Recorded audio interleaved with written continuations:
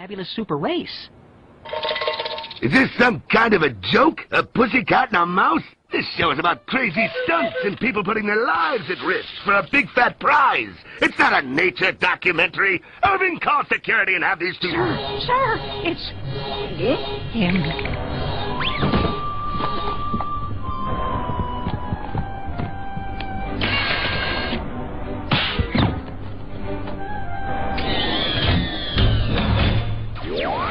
This always gives me the creeps, sir. He's the president of Hollywood. He's supposed to give you the creeps.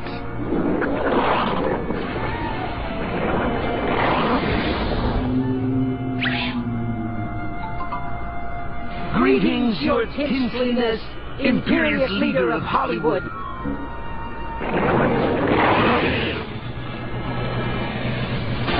Smile, Irving. I'm terrified, sir. Now you look, J.W. The girls and I overheard what you were saying about this cat.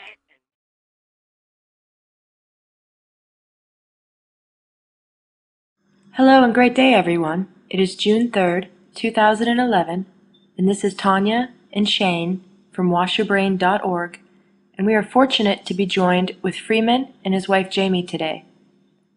Freeman is a man who has been awake and aware to an unseen world for many years now, and his passion for research as well as synchronicity has led to him becoming a full-time speaker and teacher. He has been reaching out to the world through his radio show, Freeman TV, his website, and making public appearances. He does a wonderful job of observing events within our media and politics, and then traces them back to their esoteric roots and the not-so-hidden groups behind them.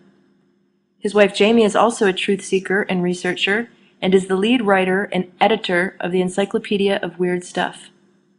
Together they continue to play connect the dots while a story too strange for fiction unfolds before them, after which they do a masterful job of presenting their efforts with others, offering not just explanations of our problems, but viable and practical solutions. Today we'll be focusing on Jamie's extensive knowledge of mind control in Hollywood and the entertainment world. Welcome, Freeman and Jamie. It's so nice to have you with us. How are you doing? I'm Great. fine, thank you. Thanks for having us. Fantastic to be here on Wash Your Brain. Thank you very much. We're very fortunate to have you with us today. Definitely. For those who are listening, our goal here is to kind of help you because we understand that the process of waking up is a difficult one. There's steps to it. You learn about various problems in the world. The world is broken. You understand that there's a small group of people behind this. And you understand that things like the Federal Reserve and other corporations are, in a way, ruling your lives, but you don't really understand how. So we're hoping that this talk today with Freeman and Jamie will help to show you where it all starts. And the thing behind it all that most people don't recognize is it all starts with magic. And so That's now right. I'll turn it over to Jamie, and she will start to explain how. How magic works? Or just how they're using it, the fundamentals of magic. Let's start with a definition, an Okay. idea of what is magic. And There you- we definitely see that it is the mainstay of the elite, and it's part of the political program that is completely ignored, not realizing that many of the elite are members of secret societies that practice ancient magic rituals that have been passed down for thousands of years. And as we start to discover, all of the greatest scientific minds of the world have always studied the occult, and that most of our understandings of the universe came first from the occult or esoteric or magical realms. But the definition of magic, Jamie, what would you say? Well, what's happening right now, humanity is starting to wake up to this concept that they have superpowers that we have been led to believe that are only in fairy tales, but they're actually really real. Mm-hmm. And they're being used against you every day. And so if you don't know the modus operandi of the sorcerers and the concepts of magic, then you'll be totally lost about what's happening in the world today. So a good definition, well, this one comes from Aleister Crowley, and he's not a personal favorite of mine, but he is one who has shaped the 20th century. So if you look around, sex, drugs, and rock and roll all came from Aleister Crowley. And he defined magic as the science and art of causing change to occur in conformity with the will. So the will force is one of the most important concepts of magic. You can't work magic without it. It's what drives you, you know? And so by this definition, anything could be a magical act. You're walking across the room. You use your imagination and your will to make a change in three-dimensional reality. Making an omelet could be considered a magical act. You know, you have your will and your imagination, a little bit of alchemy, and you have breakfast. But so we're doing this every day. And now we have a new definition. It's kind of updated, and it says magic is the science and art of causing change in consciousness to occur in conformity with the will, using means not currently understood by traditional Western science. So that means anything that you can imagine, anything you can symbolize, can be made to produce a change in consciousness and therefore change in your environment, because if you change yourself, you're changing the world. Exactly. Very nice. Can you expand a little bit, like the difference between a sorcerer and a magician? Well, I mean, not to just throw in the basic definition, but the idea between the magic and the magician and the sorcerer, one is that we are all magicians. And this is something that has been stomped upon by, well, religious fanaticism. Most of those that would study religion openly would see that magi or magicians visited Jesus on his birth. So the concept of using magic is actually a biblical tale. You look back to Moses fighting with the pharaonic magicians in Exodus as they do battles creating frogs and worms and lights and floods and plagues, and these were the forms of magic used in the biblical lore. But on another level, we are all magicians in that we create our reality, we create the third dimension without realizing it, causing miracles and synchronicities to occur in your path. But well, this is the concept behind what the bleep do we know, and the secret is that thoughts create reality, and this is just the first step of magic, is your imagination. And so this is what is up for grabs in the war for your mind, is your imagination will.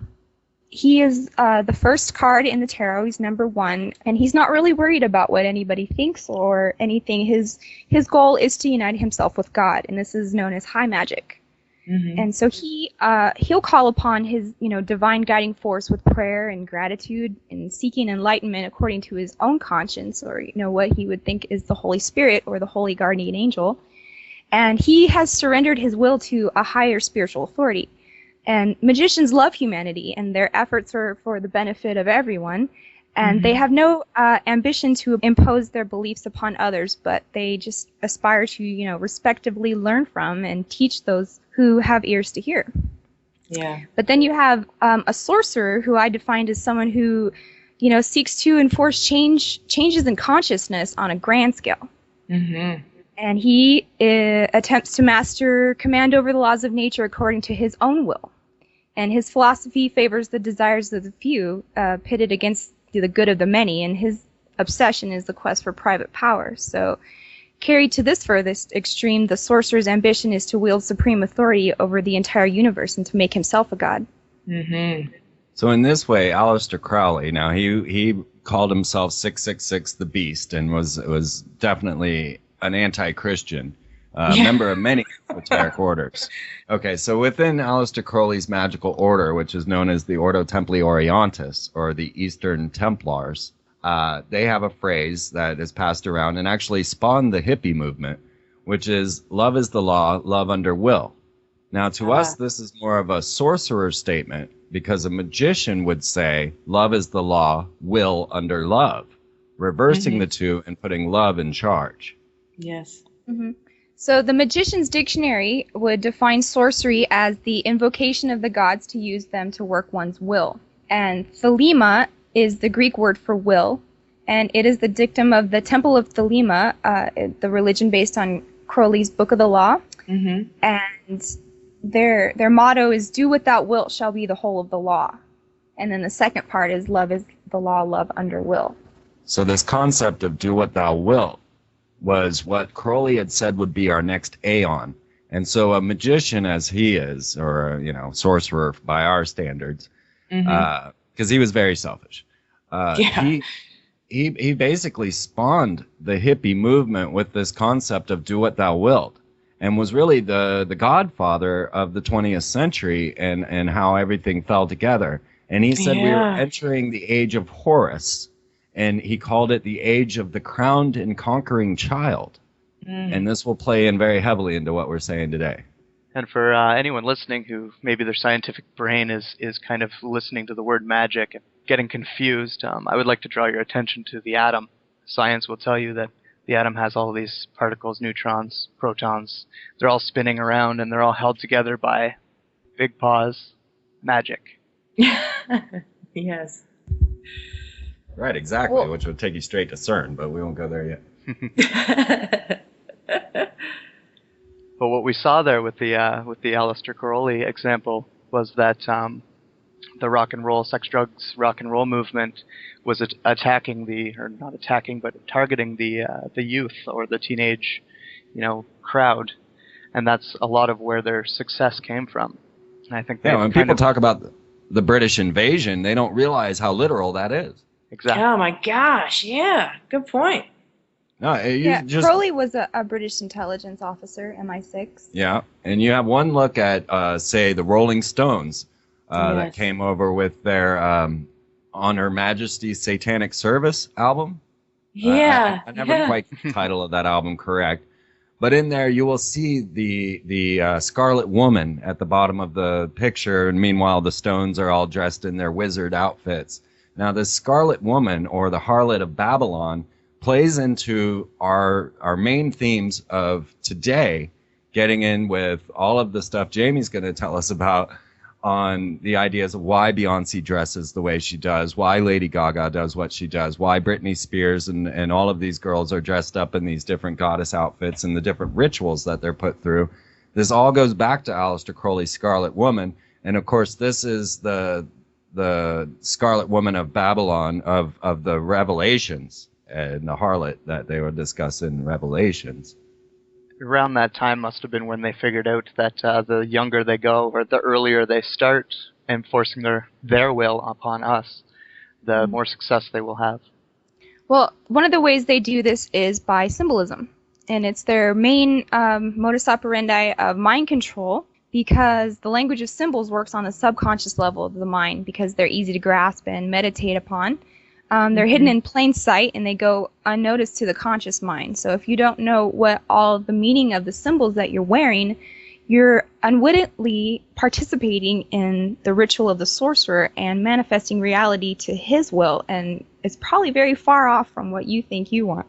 Yeah. And this is why now you see on all the clothing the death cult and the death culture. Yeah. Yep. It's almost as if they're programming a post-apocalyptic wear, so that we're already conditioned into the devastation before it even happens. And in the magical sorcerer realm, this is causing mass effect on everyone by the consciousness shift that they're doing through simple fashion.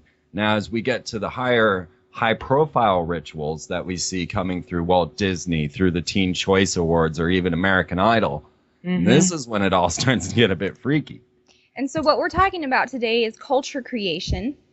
And if you look in biology, a culture is a growth of, a population of microbes in an artificial environment like a petri dish. And this is known as the culture media. And by including or excluding particular substances into the media, the scientist or the sorcerer can control what cells will and won't develop and what directions the groups will go. So just the meanings of the words themselves, if you look at them, Is word magic. yeah, sorcery. Yeah, talk about capturing your imagination. There's a ride in Epcot that it says right on the wall, how to capture your imagination. This is sponsored by Kodak. And so if you've seen South Park, Imagination Land, you'll realize how powerful it is, because this is the foundation of all creativity and manifestation is your imagination. You have to see it in your mind's eye before it will become real. I think it's GE that uses the phrase "your imagination at work," or there's the other that says "your world delivered." Yeah, yep. Well, let's talk a little bit about that. And Disney is a perfect example of using catchy taglines such as those, and the impact that they've had on the children over the years. People, just think about when they say, "When you wish upon a star." Yes, exactly. Right? So what is the star? The pentagram Mm-hmm. is the time-honored symbol of the magical arts. You know, it stands for all magical symbols and talismans, and specifically the five-pointed stars is the magician's sine qua non. It is representative of the material world and human mastery over it. But it also has other esoteric meanings. You know, it's the 5 points of the pentagram symbolize the four elements plus spirit. And so when you see it pointed up, it's pointing towards God or spirit. And then if you invert it, so all magic has the reverse side, and that's, you know, black magic. So there's white magic and black magic, and black magic has no symbols of its own. It's only an inverted power. Okay, got ya. So if you turn it upside down, it's known as the sigil of Baphomet. I'm sure you've seen that, the star set, the goat head inside the Ouroboros. Okay, this is the god of the Sabbath of sorcerers, and it represents the power of darkness combined with the generative fertility of the goat, the goat of Mendes. And people don't relate any of this stuff to Walt Disney or even Steven Spielberg, who is another one that's a master at this type of programming. Yes, And exactly. Disney, unbeknownst to the most of the world, is actually a military-industrial complex, a military-industrial corporation gathering that then programs children to warfare. And this was shown dramatically in their early renditions in their first films, that when the military took over Disney Studios and they started to produce wartime propaganda. Whoa, wait a minute. They took over. Tell us about that. They took over the studios? In 1941, you know, when the Japanese attacked Pearl Harbor and the U.S. officially entered World War II, the next day, Walt Disney arrived to work at the studio in Burbank to find that it had been commandeered as a primary defense station to guard against the nearby Lockheed plant against a possible airstrike. Wow. And all his film equipment was replaced by anti-aircraft weaponry, and the parking lot was filled to capacity with crates of ammunition and jeeps. So Disney was outraged when he learned that his was the only studio to be turned into a makeshift military base. And during this occupation, the studio became a virtual war factory with well over 90% of its production in the service of government training and education and propaganda films. I mean, you can watch Disney cartoons on how to load your anti-tank weapon. Oh, wow. Yeah. Was that Disney on the front Disney on the front lines? Disney on the front lines actually boasts how Donald Duck did more to get people to pay their income taxes than all of the propaganda campaigns combined. The Nazis. Wow. The Nazis were so taken by Disney's ability to program people to do all the things necessary for war that Joseph Goebbels, the Nazi propagandist, actually adopted Walt Disney's methods and started making cartoons of their own to program the Nazi children to warfare. Yeah, there's a classic 1943 version of Chicken Little, and you can clearly see the outline of modern-day mind control at work in this story, where you're introduced to a coop of chickens that mirror human society. And so they have the lead big man on campus, the rooster, Cocky Locky, and he's the main chicken inspector, supervisor, and then they have the other classes of society, like the knitting birds and the gossiping birds and the birds that love going to the bar, you know, and just and then there's Chicken Little, you know, he's a little naive new egg, but they say he's generally a good egg.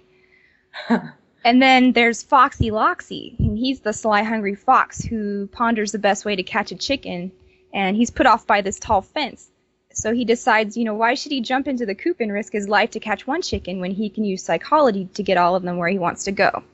And so he has this little red book that he quotes out of during the cartoon, and the first tenet is, if you tell him a lie, don't tell him a little one, tell a big one. And this is straight out of Mein Kampf.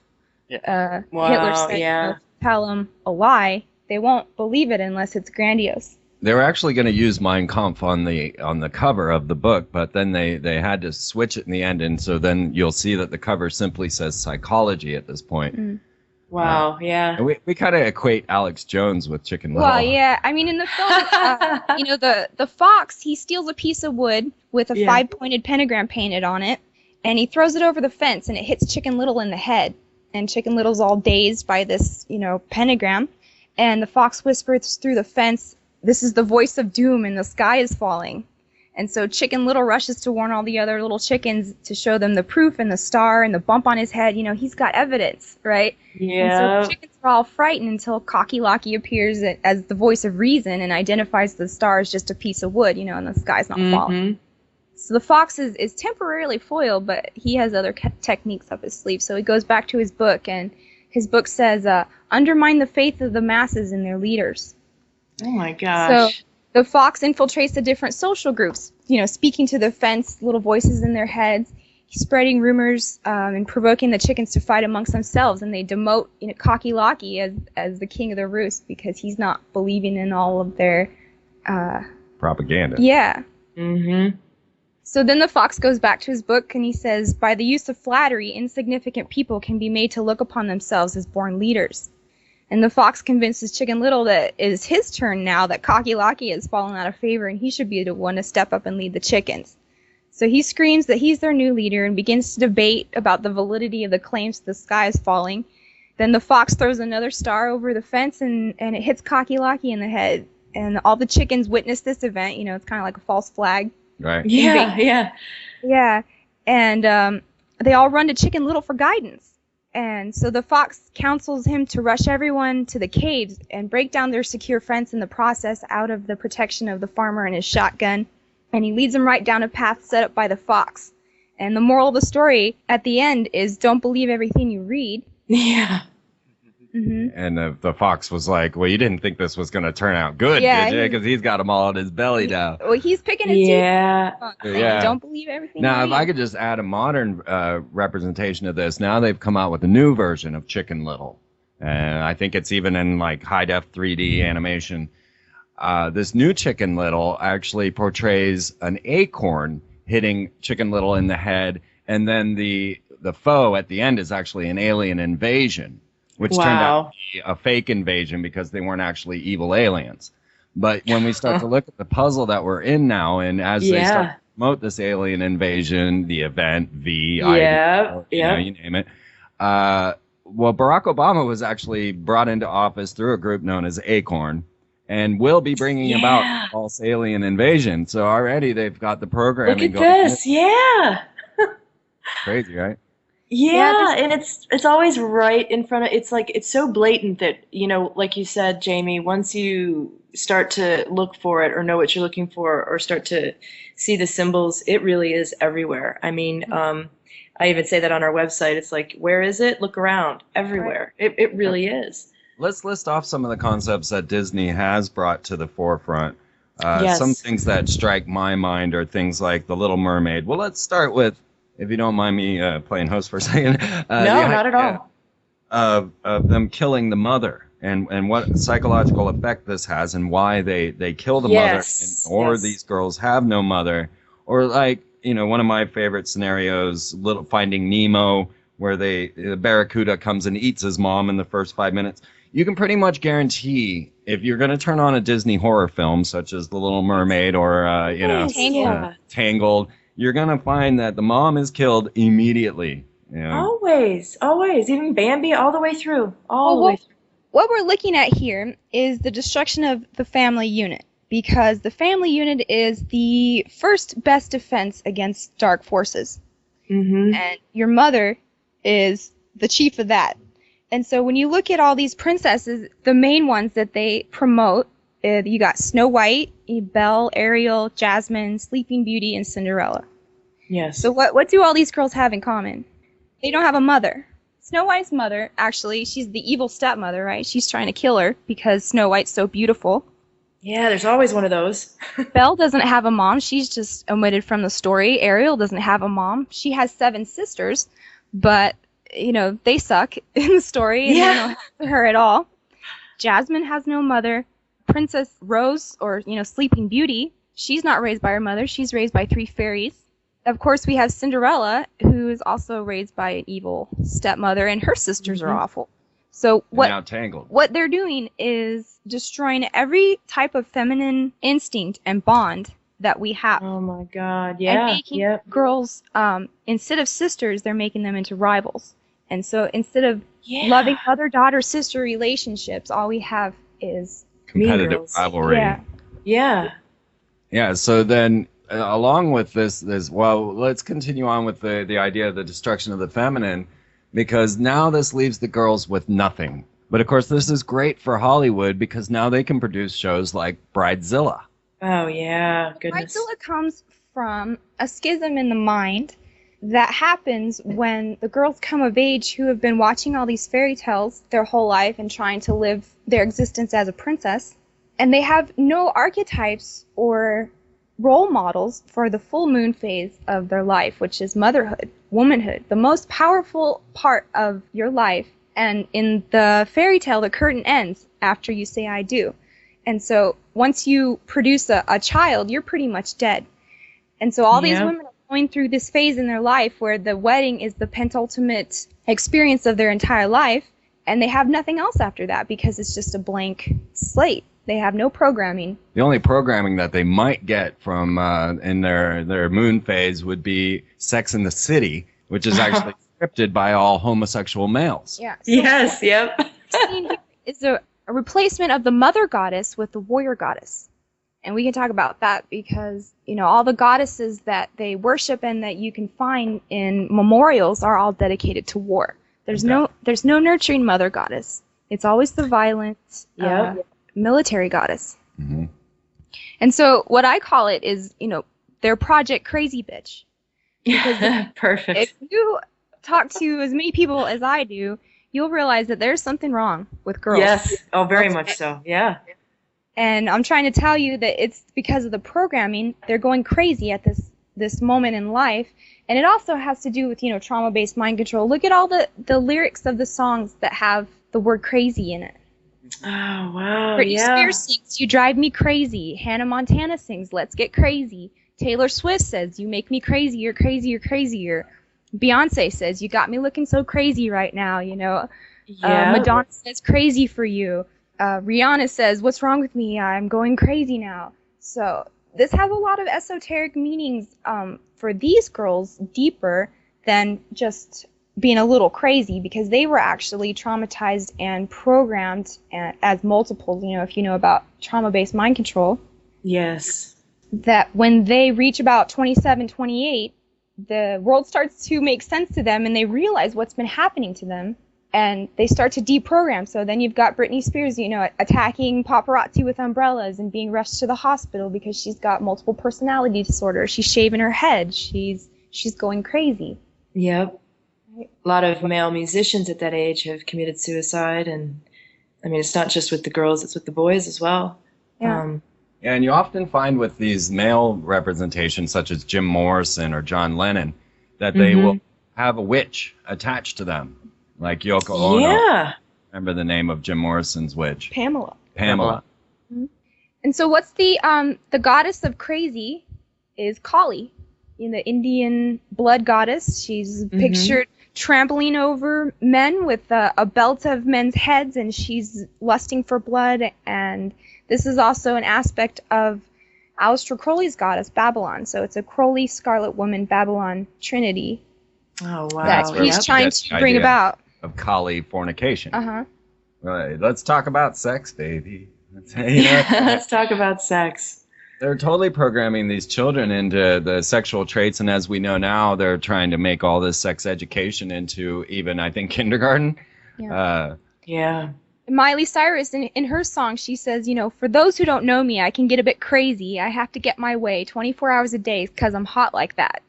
Now, of course, this was Hannah Montana's breakout, right? As she transformed from Hannah Montana, which is a split dual personality concept, so that you're presenting one person of yourself to one group of people and a false person to the other, but they're actually both false, right? So Hannah Montana. This happens a lot in the music industry, yeah. Exactly. She is the representation of the split dual personality, or DID, dissociative association. And her name goes back to Inanna, the Sumerian goddess of war. Hannah of the mountain is Inanna. But I was going to say glorification of secrets, keeping secrets and living hidden lives is glorified through it as well. Exactly. And when you see her come out in that song that Jamie just quoted, she comes out as a fallen angel in a cage. Yes. And so her first breakout as Miley Cyrus, now of adult age, and they always play upon like Justin Bieber. Oh, he's almost old enough to have sex with. Same with Hannah Montana or even the Olsen twins. Everybody waited for them to be of age. And Yes. And So Brittany. yeah, what we're looking at here is black magic in its fullest, and it is centered on homosexuality and pedophilia. Yep. Well, look at Bieber. I mean, all these older ladies, Kardashian, and I forget a few others that Yeah, Kim are- Kardashian was hiding out in Justin Bieber's dressing room at one award show Yeah, and how backstage, old is saying he? she's He's waiting so- for him to get off stage because she's gonna get him. So this poor boy's probably scared of women by now. And imagine if that was reversed. Say it was, Jay-Z or somebody that was standing there waiting to get into young Hannah Montana's bedroom. Right. Exactly. That was just a similar time. They're making a big deal on the news about boys painting their nails. Like I guess there was a shot in some magazine of I can't remember the celebrity, but she was painting her son's toenails, and they made a big deal about it. How she's confusing the boy and confusing his sexuality. And Well, I saw a book in the bookstore downtown called My Princess Boy. Yeah. yeah, That And I was probably like, now I've Angelina. seen everything, because it's a storybook about a little boy who likes to dress as a princess, though. Well, talking about that, I mean, if you go into like a Walmart or a Target, and I know you guys have, can you talk about that a little bit, the aisles and what you see? Well, it's all the same, right? You go to Yeah. Target and you go down the girls' aisle. It's all pink. Pink Yes. princess, tiaras, boas, high heels, Bubblegum cell phones. nothing with Yeah. motherhood or nurturing or nature or No, makeup, sex. anything that a Yeah. woman is put on the earth for. It's all princess programming. And then you go down the boys' aisle and it's all blue and Star Wars and Transformers and UFC fighters and war. So what we're looking at is a princess warrior programming, because the boys have to rescue the princess, right? Yes. Princess is not good for anything but getting in trouble and needing help. And what we have today, we don't really have any monsters to slay other than financial monsters. So what the boy have to do is go make the money, go out and fight the good fight in the world to bring home pink cell phone or whatever it is that princess is to think she deserves.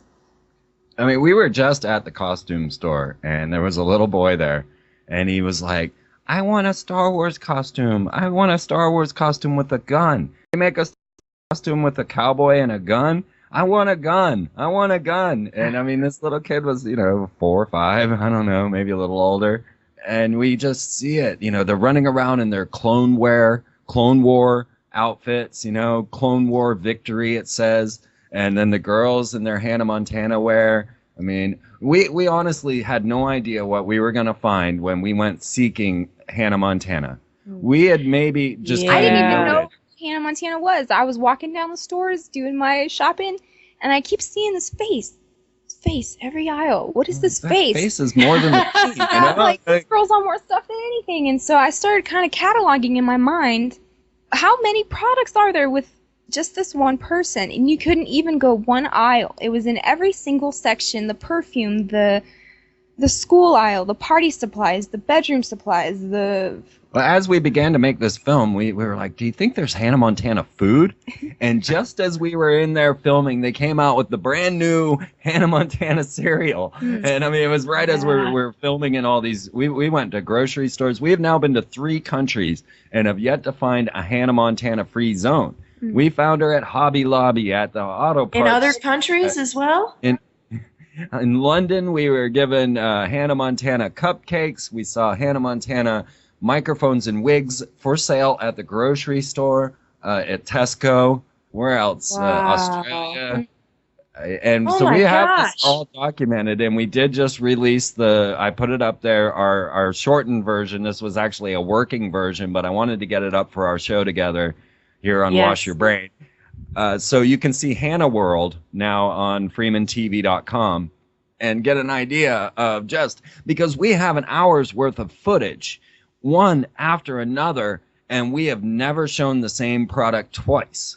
Well, that's why I watched that, and and of course I know what's going on. I can see it everywhere. I was in shock. So was Shane. We were both like, oh my God. And it just kept going and going and going. And the products, it never stops. I mean, it's everything from panties to toothpaste to SpaghettiOs to cereal to SpaghettiOs, anything and everything. Yeah, the food, even the So- food.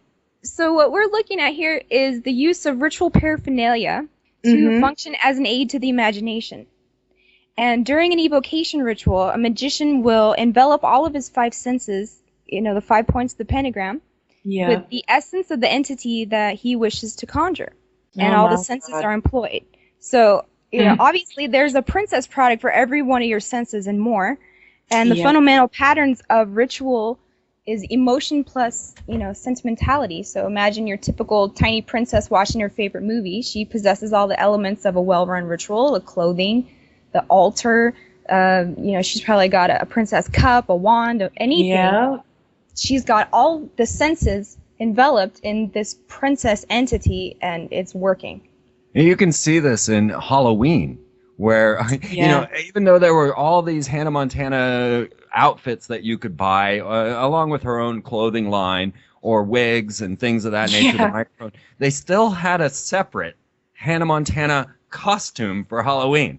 And right next to the monarch butterfly costume. Right next to the monarch, yes. And monarch programming is what we're talking about. We could get to that. But I wanted to say that how much they had captured our imagination can be witnessed in Halloween, in that no one now comes up with their own creation of a Halloween costume and only depicts themselves as their favorite Hollywood character. Yes. So they have completely captured the imagination. Yeah. Yeah, taste, touch, smell, hearing, sight, and memory are all manipulated in this atmosphere to create the desired entity. And also, familiar songs like A Whole New World or Kiss the Girl become literal mantras.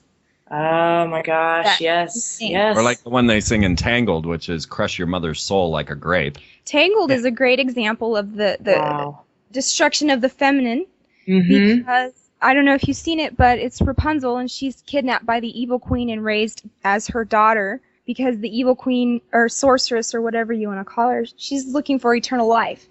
And she finds it in Rapunzel's hair. So she has to keep Rapunzel close to her or she'll deteriorate. And so she's keeping this little girl locked up in the tower and sucking her soul. Look at all this ritual everywhere, too. It's like so blatant. But think about how this would make a young girl feel about her mother, who's trying to protect her and keep her from going out with, the boy comes along and he's a scoundrel, a thief. He's no good, really. And he comes along trying to get her out of the tower, and Mom says no, and she thinks she knows better than Mom. So she goes off with him to the city, or Babylon, which is what, every city is based on, basically. Is the apostate city of Babylon, which was the center of the first attempt to create a one-world government. And a one-world culture. And a one-world religion in the Tower of Babel, not based on God, but based on scientific, accomplishments of men. And then here she is being hoarded by her unreal mother, and so then the concept comes to the child that my mom is an evil woman that is sucking my soul because she won't let me go out with the thief. But secretly, I'm actually a princess, and when I escape this evil witch of a mother, who they sing the song "Crush Her Soul Like a Grape," I will then be a princess and can escape all of this. In the city. So, and of course, where do you escape? But you go straight like Hannah Montana out of your trailer onto the stripper's pole, as she did at the Teen Choice. Well, that's if you're unlucky. But if you notice, Rapunzel's sigil is a 8-pointed star, that sun sigil. So the 8-pointed star in Aleister Crowley's system of magic stands for Babylon. Wow. And so you're taking the feminine out of nature, out of her element, and her source of female power, which is the earth, and putting her in the city, 12 feet or 20 feet or more above the ground on concrete, in high heels. How much more disconnected can you get from your roots than walking in New York City in Manolo Blahniks, like Carrie? Yep. Totally disconnected. And even she says in Sex and the City, which I've seen every episode, I think I know what I'm talking about. It's written by homosexual men. If you've seen the sequel to Sex and the City 2, it starts with a gay wedding. Yep. And Liza Minnelli singing Single Ladies by Beyonce, and it just gets worse there. But these women are not women. They're I don't know. They're scary. They're the four horsemen of the apocalypse because they have no maternal instincts, no feminine qualities other than the princess program. The princess keeping program. The shoes Yeah, in they the were. oven. Yeah, even Carrie, she says, I don't cook. I keep my shoes in the oven. You know. Yeah, exactly. So, look at what Disney's doing. It's targeting, babies, even toddlers, very, very young. People look at the subtle things like the advertisement for Tangled. Her hair wrapped around this thief actually spells the word sex. And Oh so my people are gosh. looking for these little subtle programming techniques, what they consider subliminal programming, when actually it's right out in front of your face in the storyline that you should be considering, not the little subtle sexes that are snuck in. Yeah. That's just for sales. But the entire storyline has to be analyzed. You have to look at things like The Little Mermaid and see that she sold her only talent, her voice, to a Yes. black witch octopus in order Yep. to be combined with a man that couldn't care less about her. Yeah, he didn't do anything for her in that movie. She saved his life. She gave up everything to be with him, and then he goes off and marries the Black Witch anyway.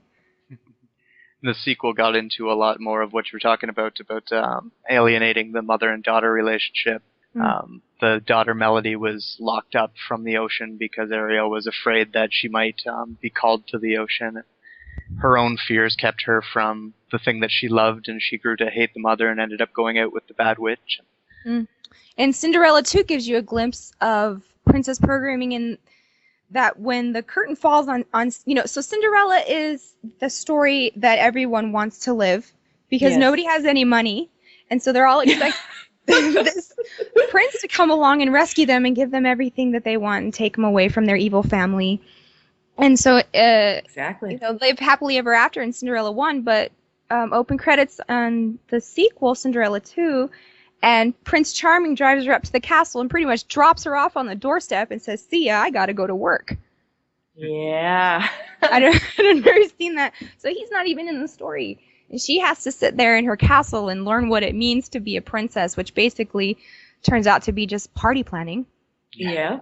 And then they have the Princess Protection Program, which was another movie using Major Mason as the protectorate of all these princesses. Now, here's the question.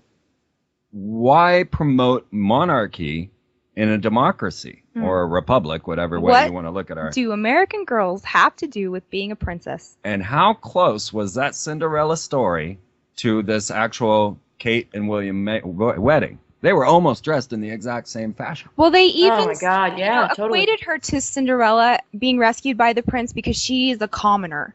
They called her. She's a commoner. Kate Middleton. Yep. A romantic story, a love story, blah blah blah. These two kids, I feel bad for them because they are not in love. I don't Yeah. even know if they like each other, but if you've noticed an interview of this ultimate love story, they're awful. All they say is, "We're really good friends. We're very good friends." He's a And then nice she guy. was given that sapphire ring that was given to Princess Diana. I mean, that would creep me out. Yeah. That's a. So what we're looking at here is the true life princess story, which is just awful because after you have children, you're no longer needed. Yeah. Even Princess Diana called herself a broodmare for the royal family. Yep. Yep. And after she gave him 2 heirs, then they bumped her. Now, this kind of leads us to the vampire. Yeah. Yeah. Let's talk about vampires. I've been watching, over, since the 80s, the romantification, if that's even a word, of vampirism. I remember reading, Anne Rice novels and falling in love, and in the various things over the years, in now like Twilight. So, what do you guys think about that? Well, Worst first, movie ever.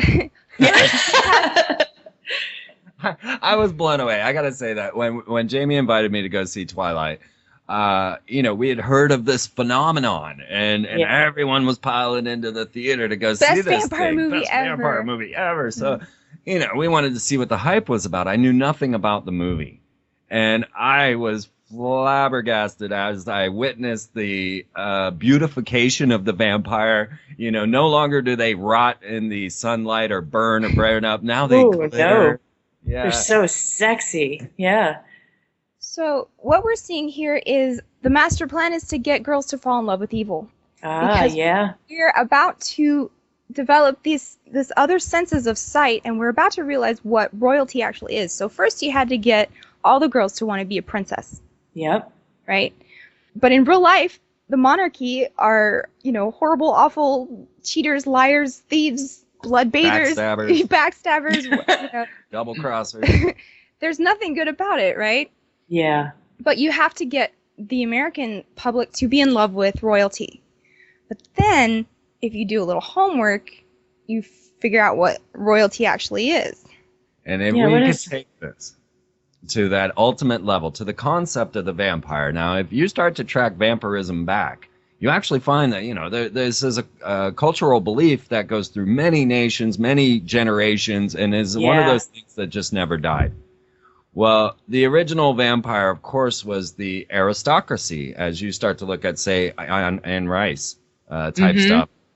Of course, they've got all the beauest men of Hollywood in there, Brad Pitt, Tom Cruise, but when you start to take this story back, you go back to some of these aristocracies, or you go back to Vlad the Impaler, which he was known as the son of the dragon.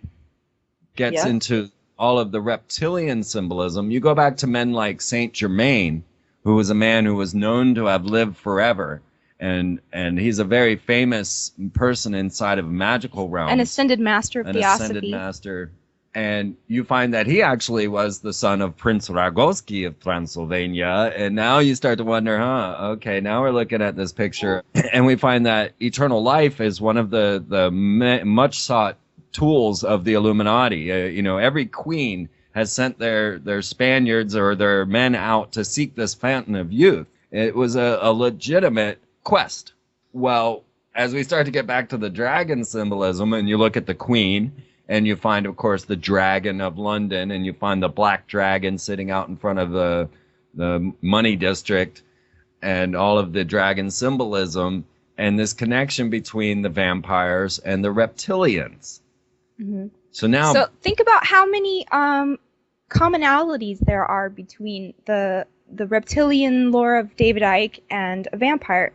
Drinking blood, eternal life, no soul, no conscience, can only come out at night. There's lots of others, like drinking blood has always been a feature of the occult ritual. In the olden days, it was known as starfire, and they would drink the female lunar essence, and because it was governed by the moon and it had magical powers.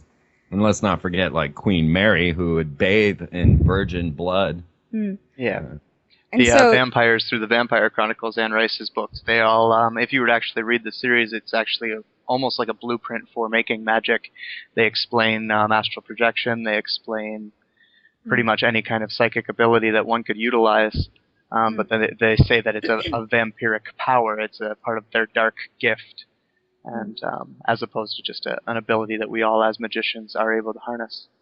So perhaps, as we move into our new cycle here and maybe start to attain some of these paranormal powers as commonplace, as the military has found with remote viewing, that we are all psychic, and many levels we're starting to awaken, maybe even mutate, like X-Men, into a new form of human that has the ability to see through the veils. And perhaps, just maybe, all of this vampire programming to get the women to love old Tom Cullen or Edward Cullen. Edward, is a ploy to get people to accept when we can actually view these reptilians as in their true form. Yeah. Yes. Well, if you saw the movie Daybreakers, they blatantly came out and did it. Just showed that the world was being controlled by vampires, and eventually they started running out of blood, and therefore everyone knew, and they started opening blood banks in order to get themselves blood. It's really no different than what you see in our world right now, except for they haven't come right out and said, we're sucking your souls and feeding off of that. Yeah, there's an HBO show called True Blood about redneck vampires, and they have this ability to glamour people, just stare them down and hypnotize them. And make them do whatever they want. And if you go to The Biggest Secret and you look up David Icke, he says that the reptilians have the same ability, the stare, the serpent stare, yes, to put you in a trance. Or to create a holographic image for you to view. The vampires in Anne Rice's books had that ability where they could basically, it's the same thing as putting someone into a trance, but you'd put an image out in front of them and they would believe it was real. Mm-hmm. And When we watch stuff on YouTube, there's this one series called Tell Evil Zion, and it's basically television broken up into 3 words. yes. I mean, when you see enough of these Fox reporters, now realize Fox is one of the words that you can create out of the numerology of 666. So as we start to look at a lot of the satanic symbolism that we see around us, from the bitten apple on your Macintosh to the numerous mentions of Fox, such as Lucius Fox in the Batman series, Lucifer 666, Fox equals 666. But you're right. They're setting us up to accept these things. It's happening within every type of different media or community, even from video games to music. If you were to listen to some Eminem lyrics, he talks quite often about being the Rain Man, which, if you were to do some esoteric research, you'll find out is quite significant. He's also often talking about being possessed by devils and how the women love him. And that's a big part of what you're saying, is teaching females, young females, to identify with, it went from the bad boy, the guy with the leather jacket, to now straight up the vampire and the demon. Well, if you don't like vampires, if blood drinking isn't your thing, you do have other options as well. Because in the Egyptian rite of Freemasonry, you're made to make a choice between vampirism or lycanthropy, which is a werewolf. Which is the other half of Twilight. Right. Yes. So she has to choose between a vampire and a werewolf. And this is her only options in life. But And then they threw that all together with Underworld, where they had the Princess Warrior, Dark Princess Warrior, of course, because you can't be a light Princess Warrior. That's not possible. It's only the Wicked Witch that has that kind of power. Yeah. I have this great picture from Barnes & Noble, and it's just it says teen paranormal romance, and it's an entire section of teen romances that feature monsters. Wow. Now you can take that to one more level with the latest in Disney programming. You have Percy Jackson and the Olympians, or my more favorite, the Kane Chronicles, which has yet to make it to the theaters, but I've read the book, The Red Pyramid. And in this concept, they are teaching children to invoke Egyptian entities into their soul to give them powers, which is a prime form of magic. And usually the elite are doing this very thing. It's believed that many of the Astors and the Rockefellers and such gather together to channel the Egyptian deities known as the Nine. And you'll find the Nine popping up in Hollywood all over the place once you're aware of it. Even the concepts behind the Nine are in a movie called Nine. Yeah. And now they're teaching these children that they have to invoke these Egyptian entities into their souls in order to have these superpowers. Meanwhile, they're turning them into dark heroes, as you were saying. Yeah. Well, think about this. I just wanted to add one more thing to the girls and vampires equation. What is the first romance story in the Bible after Adam and Eve?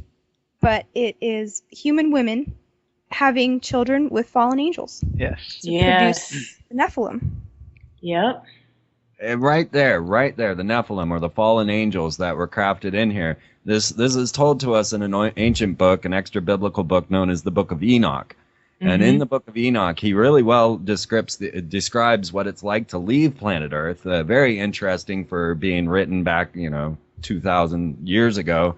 Does a very great job of describing what it would be like to leave the planet. I don't know how, if he didn't leave the planet, how he would know this. But he was taken to the land of the gods and then brought back and was given all the depictions and descriptions of the fallen angels. And they were listed, categorized for who they were and what they gave to mankind, which there was one known as Azrael, who gave mankind warfare and taught the women to wear makeup and earrings. And this came from the fallen angels, which of course Hannah Montana presented in her first breakout video as a fallen angel. Well, when you start to look into the cultural programming, and for the boys' side, we have the warrior or the dark hero programming.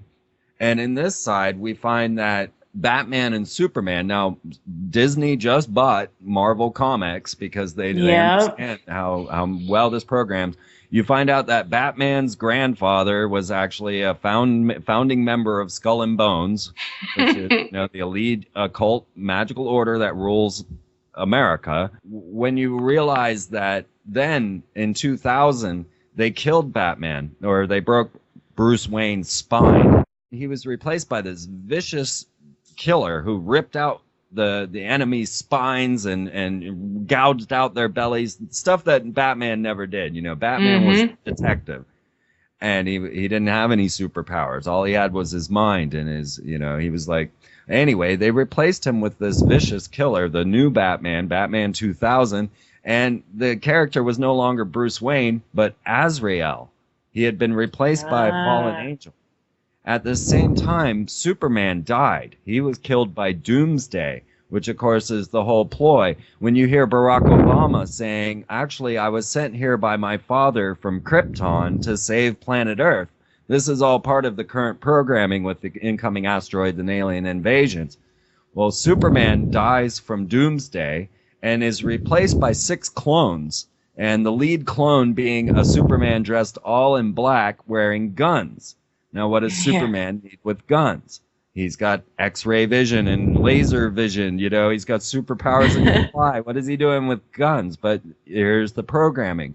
But, of course, the 6 clones of Superman didn't really take off, and he was really replaced and usurped by another comic book company known as Image, and their Superman was known as Hellspawn.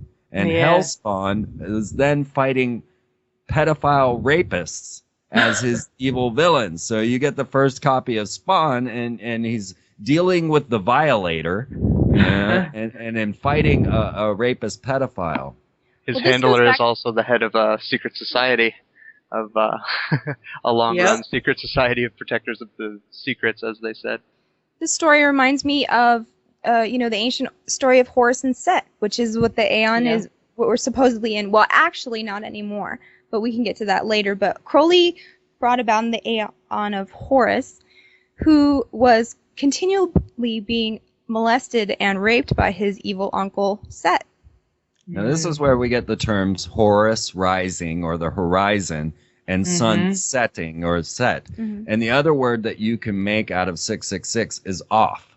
And so the light on is the Heliopolis, the sun city of Egypt, and off is 666, or the dark side. Wow. So talking about this programming the boys for war, there's one secret that is so powerful that if it were revealed, it would cause such an upheaval to the system that the spell of, the Illuminati might instantly be broken. And this occult knowledge is so shocking that you might find it hard to believe at first, but bear with me. And it's that humans are good. What? Yes. They're good. You mean they had to work to make people kill other people? Contrary to an abundance of evidence that would suggest otherwise, it is a fact that people are not really that great at killing each other. Now, I know you think this is outrageous,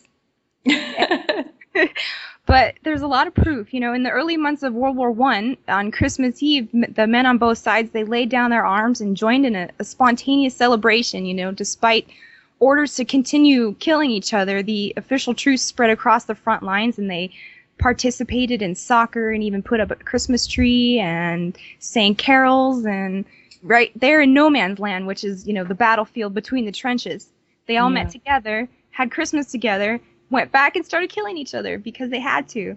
But of course, most of them fire above the heads. It's only through the trauma-based mind control that we now call military boot camp that people can even be made into killers. Yeah, There's exactly. They break them. Body of evidence that demonstrates that humans have a natural aversion to killing. Much of the research has been conducted by the military.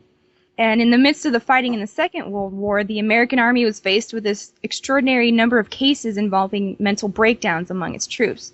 Because 49% of all the soldiers evacuated from combat were sent home suffering from, now what we call post-traumatic stress disorder. And so in desperation, the Army turned to psychoanalysis, which is Freud and that whole group. And they even send up centers, psychological testing centers. Like, what? You don't like killing people? Report to your nearest doctor for evaluation. Why don't you like it? So it's all mind control. And humans do not want to be doing this. That they have to be poked and prodded and traumatized and... Start from children. You know, get Yes. the little kids running around the store asking for Star Wars guns. And there's a great cartoon by Disney that you can watch about this called Education for Death and the Making of a Nazi. And the very first thing that you have to do to make a super soldier is separate them from their mother. Ah. There's always a great emphasis in any movies or media that we start interacting with other species from other planets, and or even just new cultures that we had never discovered before, and how they view us as violent. And there's always this great emphasis put on, like if you think of, what was her name, Lulu in Fifth Element, when she watched that video on the history of humanity, it was all of us killing each other. It was all of the bombs. It was everything. It was. Mm-hmm. It's all in our history from the Native Americans as well. They tell us that the Native Americans were violent, and that's, you know, we became violent because we came over here and we saw them and they were violent. And we had to combat them, and it's just been in our blood, our genetic memory ever since. Well, this is a totally satanic worldview, and I mean that in every sense of the word, because you got creationism versus evolution, and if you believe in evolution, then you basically think that we're just smart animals. Yeah. And even the Disney nature films will show you nothing but survival of the fittest propaganda. It's always the killer whale killing the seal, the lion taking down the deer, you know, the predator versus prey, and this is programming satanic. Yeah, Disney's wildlife belief films. systems. Because there's so many Yeah. other things that you could talk about in a nature film besides Yeah. predator and prey, but they want to ingrain that in your mind that life is a brutal struggle and no one is there to help you, so you might as well just eat everything you can because you're nothing Survival. but evolved animal. Oddly enough, the other part of what they show us is the sex. Mm. And Yes. most Right, of the right. sex that they're showing us. Reptilian brain, sex and violence. The most of the sex that they're showing us is also the species that quote unquote rape each other or take it aggressively as well. Right. Good point. Yep. Well, that leads me to think about Lady Gaga. Yeah, there you go. Because here she is putting poison recipes into her videos to teach all the children how to kill, teaching this whole Nazi propaganda idea of the lesser beings, and also then dressing herself up as Mickey Mouse and killing her boyfriend. We kind of feel like Lady Gaga. Well, now what had happened was Britney had broken her programming. You know, she broke free. She said she didn't want them plugging things into her anymore. She didn't want them putting things in her head. And so she shaved her head so that she could no longer be used as a pristine ritual goddess. And this was the same thing that one of the Mothers of Darkness came out, Arizona Wilder, said that she had dyed her hair brown because they want their goddesses blonde. And that didn't really work for her, so then she shaved her head. Exact same thing that Britney Spears did going into Esther's hair salon, which is the name that Madonna has now taken on in her Kabbalistic practices. And of course, she raised Britney in this high-profile ritual where she dressed as the worshipful master of a Freemasonic lodge in her top hat, came down 13 steps to the song Hollywood, which is the magician's wand, and then gave Britney a kiss. Now, Britney, of course, being ex-Mouseketeer. And then also Christina Aguilera was there, who is also an ex-Mouseketeer, as well as Lindsay Lohan, Justin Timberlake, Michael Jackson, Madonna, LaToya Jackson. You know, I could list all of the Disneyite stars that are placed in front of us. Yes. Okay. So now we actually feel that Lady Gaga, okay, so there are no such thing as celebrities. They are crafted, they are manufactured and used as propaganda tools to give us. And Britney broke, right? Yeah, she broke. And they tried putting her in a wig, sticking her up on the stage, lip syncing, but, you know, no one was going for it. So they had to replace her, put out this new ritual goddess. Now, we feel like they actually were playing into all of our thoughts and theories. They had realized that we had understood now this high-profile ritual, watching all of these type of blood sacrifices on the shows, and gave us Lady Gaga, who came out in Rolling Stone magazine saying that her entire persona came from a dream that she had, where she saw a girl being abused on a table with her wrist slit, and she was pouring honey into the wounds. And as she related this story to her mother says, "Oh my God, that's an Illuminati ritual." And This is a Rolling Stone magazine. This, right? And then she runs to Deepak Chopra for help. Right. Just like Lindsay Lohan and Al Gore. So we actually feel that Lady Gaga is now placed out there for us to talk about, because go on, Dave, with this, Jamie. Yeah, well, what we're talking about is high-profile rituals, and I call it mystery religion rated E for everyone. So if you have ever wished you could be a fly on the wall at a black magic ritual, you can stop wishing and grab a bowl of popcorn and get comfy on the couch and participate from the comfort of your very own home, because there is no difference between a sorcerer's ritual and, an Academy Award ceremony. Or the Grammys. Or the Grammys. You've got Teen Choice Awards, American Idol. Lady Gaga doing a blood ritual with an eerie light shining out behind her when she's hanging there covered in blood. And the audience just cheers on as this blood starts to pour from her. They're all screaming like a blood frenzy. Yeah. Yeah, her little monsters, as she calls them, her fans. Using celebrities in black magic is nothing new. Look at Anton LaVey. Look at Kenneth Anger. Look at the beginning of the Church of Satan. You've got Jane Mansfield. They're all in Hollywood. You got Sammy Davis Jr., Frank Sinatra. What was it that brought Scientology to our attention? Celebrities. Right. Yeah. What do you think about Scientology? Oh, God. L. Ron Hubbard. I mean, let's really look at just the some of the roots of this. Now, you've got L. Ron Hubbard hanging out with Jack Parsons. And Aleister Crowley. And Aleister Crowley. And this is John Whitesides Parsons, who started Jet Propulsion's laboratories. So these are the very guys that gave us nukes and rockets. Mm-hmm.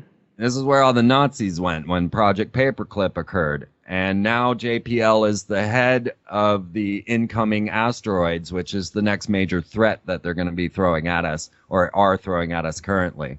It will go from the Red Scare to terrorism. We've been through those two. We're into asteroids, and it'll be followed by aliens. This was all outlined by Werner von Braun, the lead Nazi scientist who was the head of the V2 rocket program, who came over on Project Paperclip when all the Nazis were not put away, they were brought here to America and also down to Chile and Argentina, where you can find a town of twins crafted by Josef Mengele, where actually George Bush and H.W. Bush have purchased land.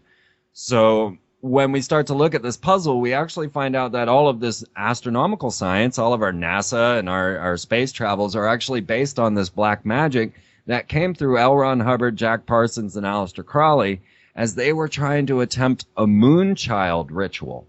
They were using nukes. They were using subterranean chambers, putting children through massive rituals, also connected with atomic explosions, in an attempt to place a god form into a child. Now, I personally believe that Anna Nicole's baby is that moonchild. So when we get to the end of Anna Nicole's story, now I have a film out called Anna Nicole, Brittany, and Mind Control. Recommended to everyone. Everyone should watch that. Absolutely. It's free on freemantv.com. It's free, all my stuff there for you to understand. Go to Hollywood Mind Control in my section there, and you'll get an earful. Anna Nicole's baby, when you get to the end of this tale, is actually a genetic creation through Nazi experiments to resurrect Hitler.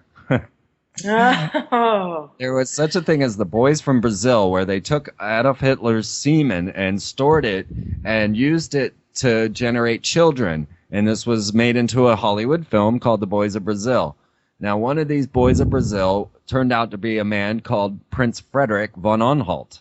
Now, if you don't know about Prince Frederick von Anhalt, he actually keeps one of the first mother goddesses chained up, locked into his home with a padlock, and that is Zsa Zsa Gabor. Wow.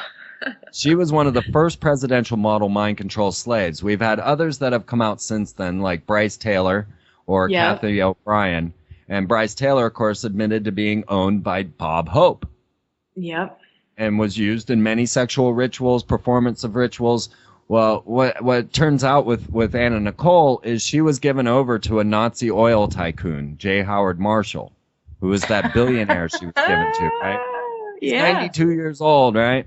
Yeah. Well, she was mated with him in order for her child, who ended up being the granddaughter of Adolf Hitler, to make sure that this child would have all those billions.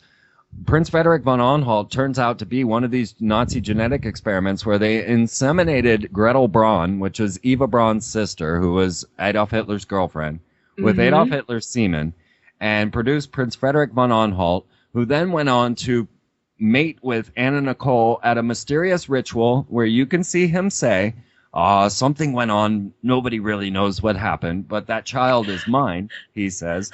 Now, of course, many people were coming out of the woodwork to say that little Danny Lynn was their child, but the one I believed was Prince Frederick von Anhalt, because this would make Danny Lynn, Anna Nicole's baby girl, Adolf Hitler's granddaughter, and now has been given $1 billion by a Nazi oil tycoon and is most likely a moonchild. Wow. And this is how these stories unfold, and they're placed right in front of us every day as these. How many times, every time there's this missing girl or some sort of Jean-Benet Ramsey story, then it's Katie, and then it's Lacey, and then it's, always this one abducted child. We know that there are millions of abducted childs, but these particular ones are actually cloaked into these satanic ritual abuse systems, such as Jean-Benet Ramsey. And we find that the family are all involved in these weird cults. And then you find out that it's the same pathologist that did all of the autopsies on all of them, from Michael Jackson to Anna Nicole to Jean-Benet Ramsey, all the way back to John F. Kennedy. It was the same pathologist, right? Oh my gosh. Harold White every time came out. Wow, I didn't know that. So now you've got these high-profile rituals going on right in front of us in every way, shape, or form, and it's all much deeper than that. Because I could go one more level and show you how Barbara Bush is actually... yes, tell us about that, granddaughter of Aleister Crowley. Yeah. Because her mom, Pauline Pierce, went off to France with Aleister Crowley to perform an OTO ritual, and if you know anything about the Ordo Templi Orientis, you know that their rituals are sexual, and she came back and was pregnant. But, of course, she was married to the owner of McCall's magazine, and his name eludes me right now. And so they, of course, said that it was his child. But when you have a look at Barbara Bush, who was Pauline Pierce's daughter, and Aleister Crowley, side by side, you will see clearly that Barbara Bush is actually the daughter of the Beast, which makes George W. Bush the grandson of the Beast. Now, how crazy is our world? Really? There's some really interesting videos of Barbara Bush out there repeating herself using the repetitive enforcement, and just the stare that she had. It was evil. You never blinked. Feel it exactly. Yeah, well, in the pictures, compare the pictures of Crowley and her, and it's you can't deny it, and you can see that same thing in his eyes. Yes, and when you see them all running around with what they call the devil sign, that hand sign with the two fingers pointing, that actually, when you get back into ancient lore, is a symbol of Diana. I'm not sure what to think about that yet, but I started digging in, and most of the things that we call satanic in symbolism is actually feminine. Well, that goes back to Pythagoras, where 1 is the monad and God and male, and 2 is the first split, and it's evil and female. So you got two fingers up is the duad or the devil. The 11. Yeah. But talking about Scientology, what that is just a voluntary trauma-based mind control ritual played out over a long period of time, featuring electrocution and all sorts of other tortures. But even L. Ron Hubbard's son said that it's black magic and Satanism. He came out and said that my father is evil and he tried to abort me, and I walked in on him trying to give my mother abortion many times because they're trying to get this moonchild, and if you don't get it just right, you got to start over. And so he was a botched abortion, and he grew up in the Hubbard household, and he came out to say that his dad is pure evil and thinks that he was the devil, and he reported this. L. Ron Hubbard said that he was the devil. Yeah. L. Ron Jr. No, L. Ron Hubbard himself. Yeah. Said he was the devil. Yes, and there's no higher authority than him. Well, it's not just a society to produce gold medals for Tom Cruise. Right. Going back to that hand symbol for a bit, it's also interesting that in some movies, Crocodile Dundee probably the most popular, that hand symbol was used to call cattle. It was used to sedate an individual or an animal that was potentially a problem. If you look at your hand, you have 5 fingers, and you have 5 points of the pentagram.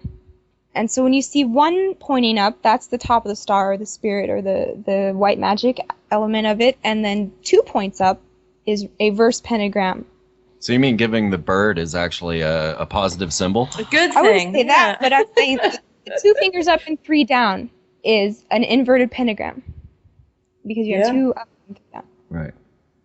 It's interesting. A lot of Jesus paintings, he's got the pointer finger and the middle finger up together, and the other 2 down, making a. But speaking of the single finger, now we're seeing all the celebrities with the word "shh" tattooed onto their fingers, and you'll see all these different stars from Hannah Montana on giving the sign of silence or putting the finger up to your lips. Well, I mean, Hannah Montana and Demi Lovato have it on their album covers, and these are both Disney girls.